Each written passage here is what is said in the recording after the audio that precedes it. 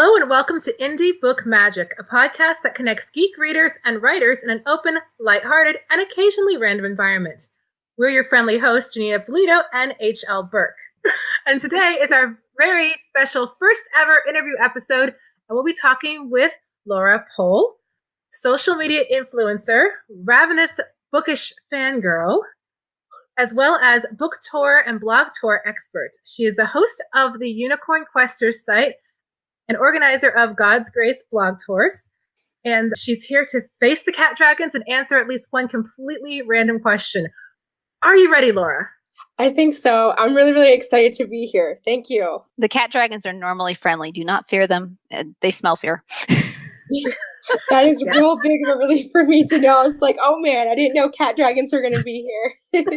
The cat dragons are everywhere. Yes, they are. So we're really excited to have you on the show today, especially because you bring in a lot of interesting aspects, both as an avid reader and also as a geek, and also as someone who is doing a little bit of your own writing. So we think it's really great to just kind of get to know you more. So Heidi? We've got some good questions that I think our listeners are really going to be interested in hearing. So Laura, I know you do blog tours. Now, what got you into those? That's a good question. I think it was back in 2011, I discovered that book blogging was a thing. And I was like, I had never heard of this before. And I was like, you know what, like on a fluke, I was like, let's just do a blog. And I remember 30 followers to start getting free books. I know that sounds horrible, but I was like all about like, I can get free books to read. I'm totally down with it. So I got 30 followers and I signed up for a few book reviewing programs. That is totally addictive, by the way, totally addictive. And as my blog started growing, I discovered that there was even blog tours, companies that actually where you could get free books from them as well. And at the time, I was a heavy Christian fiction reader. And this one tour company, I signed up with them. And for whatever reason, I was really excited about how they would do the tours, how they would do the Facebook parties. And probably for about 2 years, I reviewed under them and really paid attention to how they did things. And a friend of mine was like, hey, why don't you do one? I don't remember how it all came into play, but I was like, sure. So I did 2 of them and I loved it. And it sort of launched this idea of like, man, this could be a reality, especially when I did some research. And I was like, I felt that blog tour companies, some other ones that I had discovered were really expensive, and there was no guarantee that a Christian fiction author could actually even get a tour. But for whatever reason, I was really discouraged, and in the sense of I felt like I couldn't do it. I don't really know what it was, but I was like, I just can't do it. I don't have this or that. Like I made all these excuses, and it was totally really cool when it's 18. So the December of 2016, I just had the idea to fuel back. And then like 1 week in January, it was like, let's do this. And we did it. And it's really cool to know that I just celebrated last month the 1-year anniversary. So I guess in a long way, that's how I sort of got into blog tours. Awesome. Yeah, that is really awesome. And yeah, I get you with the wanting the free books. So starting out, confession here, that's when I first started blogging 8 years ago, the first thought I had was, wait a second, like I can join these blog tours and get free books, and some of them are hard copies. Yes. Yes. And going through that and doing that is actually what started me into more of the business of doing coaching and editing. But the same thing, the reading books, the learning how to analyze books, learning how to figure out the market for books and everything. And so yay for starting out for book blogging. That's fantastic. Thanks. Yeah, and that's really cool. I didn't realize that you did that to get free books too. So that's always cool. All right, and here's another question for you, Laura. What challenges do you often face putting these blog tours together? What are some things that you're like, I'm going to have to figure that out a bit more, think a little bit more about how I'm going to try to spin this or introduce this? Well, I think even before that, I would definitely say my own expectations. I have really high standards of how I want a tour to be. That changes for each tour that I do. It's never the same exact thing. If an author didn't have a high social media presence, that can be a little bit challenging of finding bloggers who might be interested. And that just sometimes requires a little bit more work in the sense of, okay, I need to go and find bloggers who I hope will be interested by reaching out to them. So I would think that's My expectations and probably just finding bloggers that would like to participate, whether they know the author or don't, are probably the two biggest challenges that I face with almost every tour. So it probably makes it a lot easier for you if an author kind of is self-motivated about getting out their own platform, right? Yes, it definitely makes a big difference. Even if they don't have a high amount of followers, like just having a social media presence where people are familiar with them, whether that's through maybe just Facebook groups or maybe one outlet of social media like Twitter, that still makes a big difference in finding people who would like to sign up. That makes sense, yes. So for you, what makes a blog tour especially good? Like, Laura, do you like it? Is there like a secret magic ingredient that makes you really excited about a blog tour?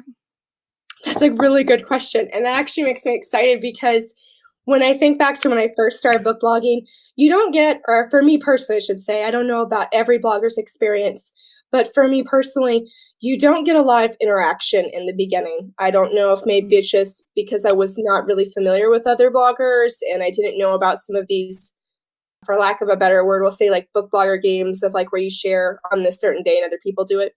So I didn't know much about that, but hands down, I would definitely say if an author visits your post that day and they comment, it is totally amazing. Like there is just something thrilling knowing that that author took the time out of their day and come to comment, whether they read your review or not, or just say, hey, I appreciate you being involved. It like would totally make my day. Like numerous times, not numerous times, but the times that I had that happen. And even now, like if an author takes time to come by and say hello, like I totally squeal. Like I just get so excited. So I would definitely say like that squeal factor and knowing that the author just came and took the time to stop by is definitely in my eyes makes a tour exceptionally good. But like they comment on Facebook or other social media and whatnot. But definitely still the blog because it's just, you have to take more time to go and maybe have to go in through a frustrating login just to get your comment on there. And yeah, WordPress does not like my password. I don't know why. I I don't know about Janeen, but I that's helpful for me because I am always that awkward author is like, am I supposed to say something? Because on Amazon reviews, there's like hands off. But with a blog review, I'm like, well, do I stop by and say, you've read my book? Yeah, and I know, again, speaking from the sense of having been part of blog tours as a book blogger once, you do get a squee factor when the author shows up. You're like, oh my goodness, they're noticing what I say. Oh my goodness, what I say has significance. And it's really cool to develop that relationship with them. Yeah, definitely. It seems like author involvement overall is one of those things that really is an important thing for authors to bring to the table when they're getting a blog tour and when they're being part of that. Yes, I definitely second that. And I totally understand too if there's like some authors who like, I don't read my reviews, and I totally get that. But I still feel that you could go, or an author can go and just say, hey, I appreciate you leaving a review. Thanks for your comments. Something, I would say generic, but something that still shows like, hey, I went out of the way to let you know that I'm thankful for what you did. Yeah. And hey, you're already answering part of the next question, which actually is, as someone who helps promote authors all the time, what qualities do you find make an author easier to promote? You already mentioned that social media platform, just having something there, having some presence there can be really helpful. And I guess also that involvement. Is there anything else that you can think of that would make an author easier to work with, that would make you go, wow, okay, this is going to be really good. I'm having fun here. I think we're going to reach a lot of people, etc. Yeah. I think if an author reaches out to me, something that I try and look for in that process of planning and seeing if we can do the tour, if it would be, something we can do. Good communication for me is a definitely big key. And I don't mean just like, okay, they respond to my email within 5 minutes. More of, did they give a thorough answer that makes it easier in the sense I know, okay, like no matter what comes up in this tour, we're going to have some good communication. I'm going to know if they really want this added or what they're really looking for. Just, I'd say an overall sense of good communication. I feel that I'm understanding what they're wanting and what they're hoping to get out of this tour. And I guess going back to the the social media platform, I would say a strong relationship with their followers. Like even if you have just 60 followers, but you have a great fan base or a great tribe, that is super helpful because those fans can sometimes be more likely to go and share if that author shares like, hey, here's this stop, check out this interview. They might be more likely to comment on that interview, to stop by, to share what they liked about it without sometimes even asking if they'd be willing to share. Now, not saying that if you have a high amount of followers that can't happen, but just having that strong relationship with them that they feel like, okay, this author is here for me. They're not just promoting their book just because it's awesome. And we know that's like, as a reader, you'll know that that's awesome, but just a deeper relationship than just that, if that makes sense. Yeah, that makes a lot of sense. So what do you think really draws readers in about publishers? I know as an author, what I think readers might be interested in isn't always what they actually are. Is there like something you would suggest for authors, or what kind of interactions to really get readers excited? Well, it depends. If a reader knows the author and they already love that author's books, then sometimes it can be an easy choice for them. Like, okay, I have a blog, I love this author, boom, I'm going to sign up instantly because I love their work. Now, if, like I mentioned before, I do reach out to bloggers who may not be familiar with that author in hopes that they would be willing to sign up. And I will not lie. I won't lie about it. I totally drop dibs on that cover. Like, if I know that cover is awesome, I'm like, hey, just in case if you're unsure about the synopsis, go to Amazon, check out this cover or check out this attachment, okay? And sometimes that can be all it takes. It's just a really pretty cover. I know I've had a few bloggers, they're like, this sounds interesting and that cover is gorgeous. Let's do it. I'll do a spotlight or I'll do an interview.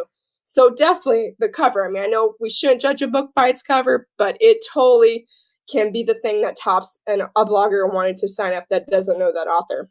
It's totally a lie. We all judge books by their cover. Oh my goodness, yes. Like that is the big thing. The cover tells you everything. And so, yeah, for all of those writers out there, definitely, take heed to this. Investing in that cover, that is a really valuable thing. And you know what? Investing in a good book blurb too, because those two things are honestly what gets a lot of people interested in promoting your stuff. Yes, and that was going to be my second thing too, is having a good book blurb that can also draw in with that. Yeah, having a good book blurb draws in with that cover as well. Awesome. And again, you've answered this partly before, but asking a little more specifically with this, why specifically your passion for helping authors? How did you come about with this passion for helping authors? Because your website literally says, readers sharing author magic. You have this huge passion to just get these authors out there to people. Where'd that come from? I'm not really sure, to be honest. For a long time, I felt like, looking back, I felt like I had a really negative mindset where it was sort of like, I noticed I was catching myself, okay, yeah, I'll promote your book, but I want something in return. And it took some humbling experiences over the years to see, like, yeah, that's cool, you want a free book, but there's so much more to it, especially when I started getting to know writers 2 years ago, and I would see them going through these struggles. And I'm just like, do they not do they not see, but like, if they're voicing struggles, like, I want to give up, I'm not sure about this is so hard. And at that time, I had no experience with writing at all. But the question that would just linger in my mind, and still sometimes does, is like, do they not see that the impact that their book can have on someone like me? But I guess that question fueled in having a different mindset of, what can I do to support them? What can I do to help them see that there are stories that have made a huge impact on my life? And who knows if that author's book can make a huge impact in somebody else's life? And sort of adopting that vision of, even if I don't know what the messages of that book, I don't know what's going on with it in the sense of, how it's written and everything, like, I still want to be able to go and support them and share with them, because they're investing all of their time and their energy into this. And I don't want them to feel like, okay, it's totally wasted because only one person read it. Awesome. Now, let's do a hypothetical, Laura. Let's say that I am not a writer. I'm just a reader, and I have no idea how writers work. If I'm coming at this just as a totally novice reader who's never even sent a fan mail or left a review, what is your top recommendation for me? How do I get started helping writers? I feel sometimes that it can be so obvious to many readers, because it's very strongly pushed, would be leaving a review. And I definitely think that that's very important, because it does help. I don't know all the logistics of it, but it does help on Amazon, and I can imagine some of the other book selling companies. I think going in hand with that, though, would be commenting on your favorite or the author's social media, making them feel like they're seen and they are noticed. and that, you know, when you, and that goes outside of just liking a Facebook page or just retweeting, but actually replying something meaningful to what they have to say. Now, however, I will say with that too, I feel there are like numerous ways though that readers can support authors, but I think the most important part of that is if a reader's like, I just don't like taking the time to go leave a review for whatever reason, or I'm not active on social media, I think finding something that you personally, as that reader, really loves to do, take that. Like if you're good at graphic design, you know, make some pretty designs of your favorite quotes from the book, or if you take really pretty pictures of books, you know, going and using something that you really love. I mean, that's just two things. I mean, I feel like there's countless others. You could do, you know, I've heard some people baking cakes and doing like a book theme party.